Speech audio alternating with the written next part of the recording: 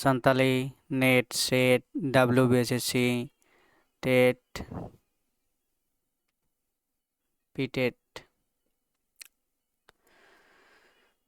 YouTube channel सानाम गाते को सगुन सेता साथे सगुन दुलार दिनम लेका गे तेहन हो टॉप 10 जहाँ कुकली तला आखड़ा ओना बन गलमारावा चलो तबे पहले कुकली बन ñel ñam दा पहले कुकली चेक मेना आकदा जे पाइका दो ओका लेकान एनेज कना ऑप्शन और एना आकदा रस्के एनेज आर एना लड़ाई एनेज इडेना संस्कार एनेज आर उड़ना छटियर एनेज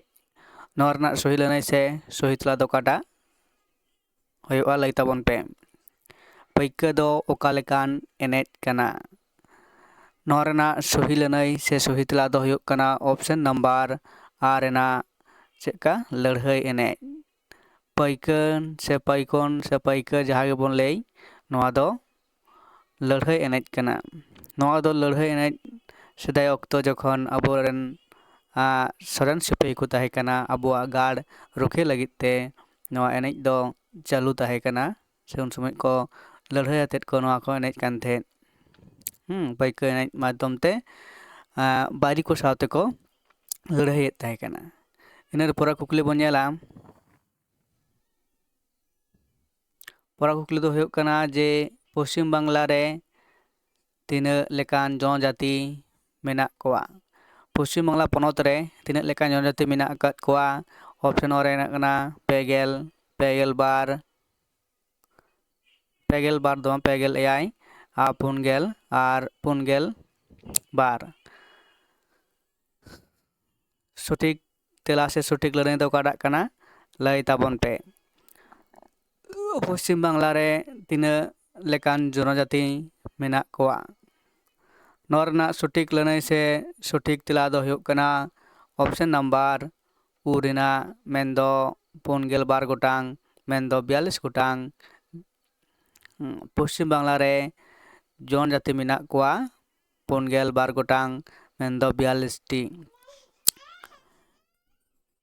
नोआ है कना सठिक लड़ाई से सही तेला इन पोरा कुकली बोन ñela पोरा कुकली दो होयोग कना नोंडे कडी नोंडे पारहा कना तो पारहा होई कोआ पारहा कना पारहा होई कोआ पारहा होई कोआ व्यवस्था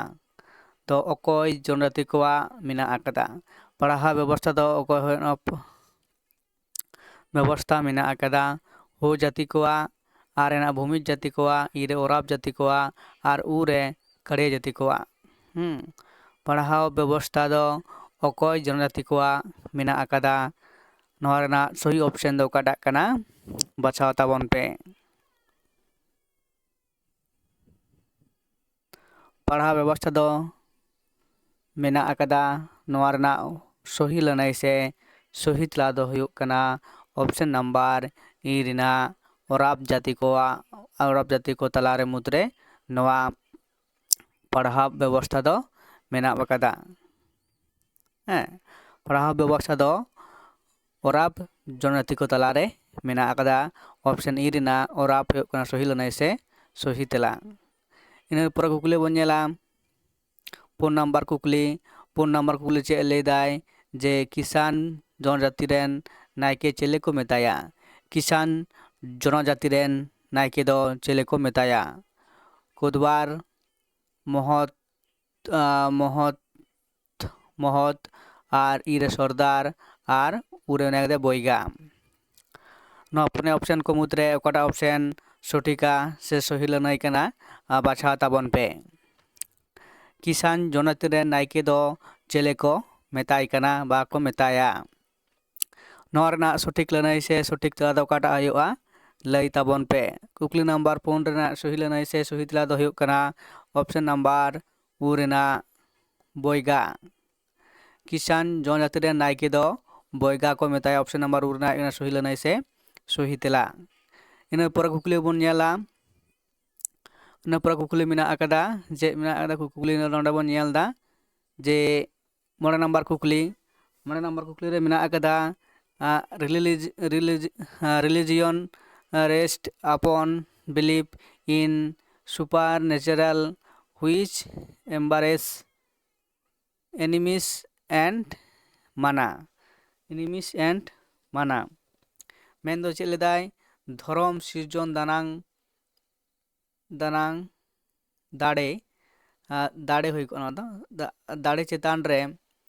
ᱯᱟᱹᱛᱭᱟᱹᱣ ᱨᱮ ᱯᱮᱲᱛᱟᱛ ᱢᱮᱱᱟᱜᱼᱟ ᱵᱟ ᱯᱟᱹᱛᱭᱟᱹᱣ ᱢᱮᱱᱟᱜᱼᱟ ᱱᱚᱣᱟ ᱯᱟᱹᱛᱭᱟᱹᱣ ᱢᱮᱱᱟᱜ ᱟᱠᱟᱫᱟ ᱱᱚᱰᱮ ᱢᱤᱥᱴᱮᱠ ᱵᱩᱰ ᱯᱟᱹᱛᱭᱟᱹᱣ ᱢᱮᱱᱟᱜᱼᱟ ᱡᱟᱦᱟᱸ ᱟᱛᱢᱟᱵᱟᱫ ᱟᱨ ᱢᱟᱱᱟ ᱥᱮᱞᱮᱫᱚᱜ ᱠᱟᱱᱟ ᱱᱚᱣᱟ ᱞᱟᱹᱭᱟᱹᱨᱤ ᱫᱚ ᱚᱠᱚᱭᱮ ᱢᱮᱱ ᱟᱠᱟᱫᱟ ᱦᱮᱸᱥᱮ ᱱᱚᱣᱟ ᱞᱟᱹᱭᱟᱹᱨᱤ ᱫᱚ ᱚᱠᱚᱭᱮ ᱢᱮᱱ ᱟᱠᱟᱫᱟ ᱚᱸᱰᱮ ᱚᱯᱥᱚᱱ ᱞᱮᱠᱟᱛᱮ ᱢᱮᱱᱟᱜ ᱟᱠᱟᱫ ᱠᱚᱣᱟ ᱚᱨᱮ E.A. ᱦᱟᱵᱮᱞ ᱟᱨ ᱢᱮᱱᱟᱜ ᱟᱠᱟᱫᱮᱭᱟ মজুমদার আর মদন ইরে মেনাᱜ ᱟᱠᱟᱫᱮᱭᱟ মরিট আর উরে মেনাᱜ ᱟᱠᱟᱫᱮᱭᱟ এবি ᱴᱟᱭᱞᱚᱨ ᱱᱩᱠᱩ ᱠᱚ ᱢᱩᱫᱽᱨᱮ ᱚᱠᱚᱭ ᱱᱚᱣᱟ ᱞᱟᱹᱭᱟᱹᱨᱤ ᱫᱚᱭ ᱢᱮᱱ ᱟᱠᱟᱫᱟ ᱨᱤᱞᱤᱡᱤᱭᱚᱱ ᱨᱤᱥᱮᱴ ᱟᱯᱚᱱ belief in spiritual which embers enemies and মানা ᱢᱮᱱᱫᱚ ᱫᱷᱚᱨᱚᱢ ᱥᱤᱨᱡᱚᱱ ᱫᱟᱱᱟᱝ ᱫᱟᱲᱮ ᱪᱮᱛᱟᱱ ᱨᱮ ᱯᱟᱹᱛᱭᱟᱹᱣ ᱢᱮᱱᱟᱜᱼᱟ ᱡᱟᱦᱟᱸ ᱟᱛᱢᱟᱵᱟᱫ ᱟᱨ ᱢᱟᱱᱟ ᱥᱮᱞᱮᱫᱚᱜ ᱠᱟᱱᱟ ᱱᱚᱣᱟ ᱞᱟᱹᱭᱟᱹᱨᱤ ᱫᱚ ᱚᱠᱚᱭᱮ ᱢᱮᱱ ᱟᱠᱟᱫᱟ ᱱᱚᱣᱟ ᱨᱮᱱᱟᱜ ᱥᱚᱴᱷᱤᱠ ᱞᱟᱹᱱᱟᱹᱭ ᱥᱮ ᱥᱚᱦᱤ ᱛᱮᱞᱟ ᱫᱚ ᱦᱩᱭᱩᱜ ᱠᱟᱱᱟ ᱚᱯᱥᱮᱱ ᱱᱟᱢᱵᱟᱨ ᱚ ᱨᱮᱱᱟᱜ ᱥᱚᱦᱤ ᱞᱟᱹᱱᱟᱹᱭ ᱥᱮ ᱥᱚᱦᱤ ᱛᱮᱞᱟ ᱫᱚ ᱦᱩᱭᱩᱜ ᱠᱟᱱᱟ ᱚᱯᱥᱮᱱ ᱱᱟᱢᱵᱟᱨ ᱚ ᱨᱮᱱᱟᱜ ᱢᱮᱱᱫᱚ E.A. ᱦᱟᱵᱮᱞ ᱱᱚᱣᱟ ᱫᱷᱚᱨᱚᱢ ᱤᱫᱤ ᱠᱟᱛᱮ ᱡᱟᱦᱟᱸ ᱞᱟᱹᱭᱟᱹᱨᱤ ᱱᱚᱣᱟ ᱫᱚ E.A. ᱦᱟᱵᱮᱞ ᱱᱚᱣᱟ ᱞᱟᱹᱭᱟᱹᱨᱤ ᱫᱚᱭ ᱢᱮᱱ ᱟᱠᱟᱫᱟ ᱚᱯᱥᱮᱱ ᱱᱟᱢᱵᱟᱨ ᱚ ᱦᱩᱭᱩᱜ ᱠᱟᱱᱟ ᱥᱚᱦᱤ ᱞᱟᱹᱱᱟᱹᱭ ᱥᱮ ᱥᱚᱦᱤ ᱛᱮᱞᱟ ᱤᱱᱟᱹ ᱯᱚᱨᱮ ᱠᱩᱠᱞᱤ ᱡᱟᱦᱟᱸ ᱢᱮᱱᱟᱜ ᱟᱠᱟᱫᱟ ᱯᱚᱨᱮ ᱠᱩᱠᱞᱤ ᱫᱚ ᱦᱩᱭᱩᱜ ᱠᱟᱱᱟ ᱪᱮᱫ ᱡᱮ ᱫᱟᱢᱤᱱᱤ ᱠᱳᱦᱳ ᱴᱚᱴᱷᱟ ᱫᱚ ᱚᱠᱟ ᱡᱮᱞᱟ ᱦᱟᱹᱴᱤᱧ ᱠᱟᱛᱮᱫ ᱥᱟᱱᱛᱟᱞ ᱯᱟᱨᱜᱟᱱᱟ ᱧᱩᱛᱩᱢ ᱡᱮᱞᱟ ᱠᱚ ᱵᱮᱱᱟᱣ ᱠᱮᱫᱟ ᱦᱮᱸ ᱫᱟᱢᱤᱱᱤ ᱠᱳᱦᱳ ᱴᱚᱴᱷᱟ ᱫᱚ ᱚᱠᱟ ᱡᱮᱞᱟ ᱦᱟᱹᱴᱤᱧ ᱠᱟᱛᱮᱫ ᱥᱟᱱᱛᱟᱞ ᱯᱟᱨᱜᱟᱱᱟ ᱧᱩᱛᱩᱢ ᱡᱮᱞᱟ ᱠᱚ ᱵᱮᱱᱟᱣ ᱟᱠᱟᱫᱟ ᱚᱯᱥᱮᱱ ᱨᱮ ᱢᱮᱱᱟᱜ ᱟᱠᱟᱫᱟ ᱵᱷᱟᱜᱚᱞᱯᱩᱨ ᱟᱨ ᱥᱤᱝᱵᱷᱩᱢ ᱟᱨ ᱢᱮᱱᱟᱜ ᱟᱠᱟᱫᱟ ᱵᱷᱟᱜᱚᱞᱯᱩᱨ ᱟᱨ ᱵᱤᱨᱵᱷᱩᱢ ᱟᱨ ᱤᱨᱮ ᱢᱮᱱᱟᱜ ᱟᱠᱟᱫᱟ ᱵᱷᱟᱜᱚᱞᱯᱩᱨ ᱟᱨ ᱢᱟᱱᱵᱷᱩᱢ ᱟᱨ ᱩᱨᱮ ᱢᱮᱱᱟᱜ ᱟᱠᱟᱫᱟ ᱵᱷᱟᱜᱚᱞᱯᱩᱨ ᱟᱨ ᱫᱷᱚᱞᱵᱷᱩᱢ ᱱᱚᱣᱟ ᱨᱮᱱᱟᱜ ᱥᱚᱦᱤ ᱞᱟᱹᱱᱟᱹᱭ ᱥᱮ ᱥᱚᱦᱤ ᱛᱮᱞᱟ ᱫᱚ ᱚᱠᱟᱴᱟᱜ ᱦᱩᱭᱩᱜ ᱠᱟᱱᱟ ᱞᱟᱹᱭ ᱛᱟᱵᱚᱱ ᱯᱮ ᱥᱮ ᱵᱟᱪᱷᱟᱣ ᱛᱟᱵᱚᱱ ᱯᱮ ᱡᱮ ᱫᱟᱢᱤᱱᱤ ᱠᱳᱦᱳ ᱴᱚᱴᱷᱟ ᱫᱚ ᱵᱟ ᱡᱮᱞᱟ ᱦᱟᱹᱴᱤᱧ ᱠᱟᱛᱮᱫ ᱥᱟᱱᱛᱟᱞ ᱯᱟᱨᱜᱟᱱᱟ ᱧᱩᱛᱩᱢ ᱡᱮᱞᱟ ᱠᱚ ᱵᱮᱱᱟᱣ ᱠᱮᱫᱟ ᱚᱠᱟ ᱡᱟᱭᱜᱟ ᱦᱟᱹᱴᱤᱧ ᱠᱟᱛᱮᱫ ᱠᱩᱠᱞᱤ ᱱᱟᱢᱵᱟᱨ 3 ᱨᱮᱱᱟᱜ ᱥᱚᱦᱤ ᱞᱟᱹᱱᱟᱹᱭ ᱥᱮ ᱥᱚᱦᱤ ᱛᱮᱞᱟ ᱫᱚ ᱚᱠᱟᱴᱟᱜ ᱦᱩᱭᱩᱜᱼᱟ ᱵᱟᱪᱷᱟᱣ ᱛᱟᱵᱚᱱ ᱯᱮ ᱱᱚᱣᱟ ᱨᱮᱱᱟᱜ ᱥᱚᱴᱷᱤᱠ ᱞᱟᱹᱱᱟᱹᱭ ᱥᱮ ᱥᱚᱴᱷᱤᱠ ᱛᱮᱞᱟ ᱫᱚ ᱦᱩᱭᱩᱜ ᱠᱟᱱᱟ ᱚᱯᱥᱮᱱ ᱱᱟᱢᱵᱟᱨ ᱟᱨ ᱨᱮᱱᱟᱜ ᱵᱷᱟᱜᱚᱞᱯᱩᱨ ᱟᱨ ᱵᱤᱨᱵᱷᱩᱢ ᱦᱟᱹᱴᱤᱧ ᱠᱟᱛᱮᱫ ᱥᱟᱱᱛᱟᱞ ᱯᱟᱨᱜᱟᱱᱟ ᱠᱚ ᱧᱩᱛᱩᱢ te jela ko benaw keda option number r rena huyuk kana sohi lanai se sohi tela daminhi ko do टोठा Bhagalpur और बीरभूम जिला हटिंग कतेर सान्ताल पारगना ᱧᱩᱛᱩᱢ को बेनाव केदा मेन ऑप्शन और आयुक कना सही लनाई से सही तेला इन पर कुकली जहान बन नोडे बन येलदा कुकली नंबर 8 रे कुकली नंबर 8 चे ना के तुम पारसी रिया घारंज रिया पारसी कना ओका घारंज रिया पारसी कना के तुम पारसी दो ओका घारंज रिया पारसी कना ऑप नंबर होच्छे काजाक आर देना कदा ओका दनियन आर इरे हितो आर इरे स्लाबिक हाँ नोआ को मुद्रे कोटा सठिक ऑप्शन कना से सठिक लनाई कना लई ताबन पे नोआ सठिक लनाई से सठिक तेला दो हुयुग कना ऑप्शन नंबर इरिना हितो पारसी हाँ कितोम पारसी रिया घारंज रिया पर ओका पारसी ओका घारंज पारसी कना नोआ दो कना हितो पारसी हाँ नोआ ऑप्शन हुयुग कना सही लनाई से सही तेला इन पर कुकली जहां मेना अकदा जे कुकली नंबर 7 रे ओनोढ़े रेसारी आर रस्करिया करी कना जहांटा रे बुद्धि रिया गड़ो लगित उइहर रिना व्यवहार हुयुग कना नोआ लयर दोय मेन अकदा ऑप्शन नंबर ओ रस्किन और बार्ट्स डटन और इरे मेना अकदिया I.E.I.A.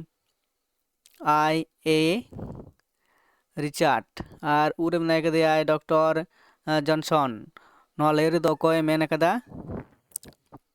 नोआ रना सठिक लनाई से सठिक तेला दो काटा हुयुगा लई ताबन पे कुकली नंबर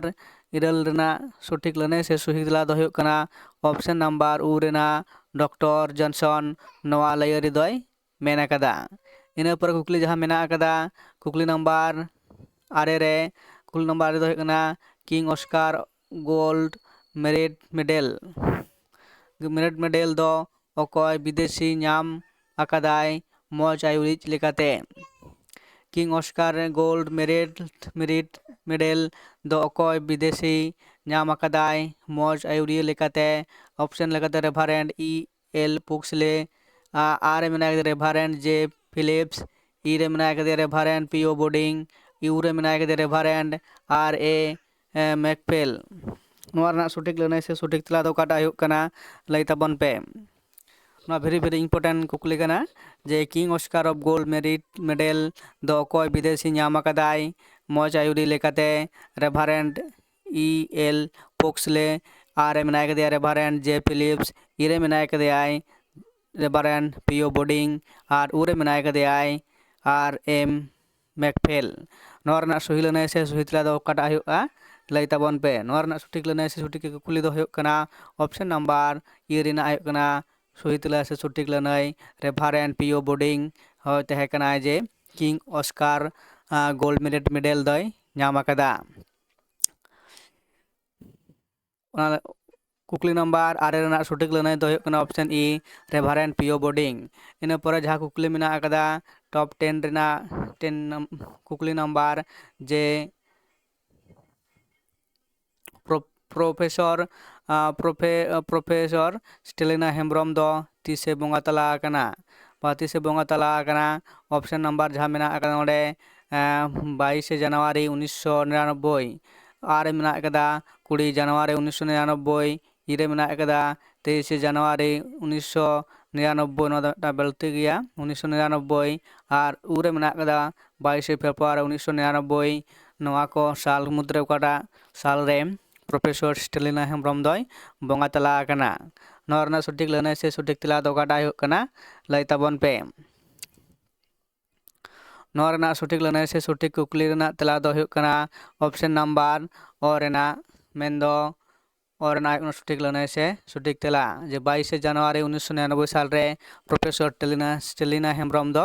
बोंगा तला आकना से बोंगा दिसम ते रुवाड़ चलाव कनाय